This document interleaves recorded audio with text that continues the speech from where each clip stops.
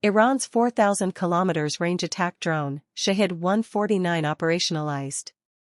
Iran has operationalized the Shahed-149 Gaza unmanned combat aerial vehicle, UCAV, a high-altitude, long-endurance drone capable of striking targets up to 4,000 km away. The Shahed-149, introduced in 2021 and delivered to the Islamic Revolutionary Guard Corps, IRGC, Aerospace Force in 2022, features a wingspan of 21 meters and can carry 500 kilograms of payload, including precision-guided Sadid glide bombs. With a cruising speed of 215 kilometers per hour and a flight endurance of 25 hours, it is designed for long-range operations at altitudes up to 35,000 feet. During the Great Prophet military exercise, the Shahed-149 demonstrated its capability by engaging multiple targets. Images circulated online show the drone equipped with 8 guided bombs.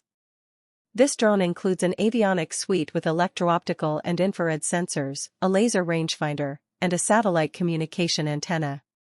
It can reportedly detect stealth aircraft and monitor environments within a 500-kilometer radius.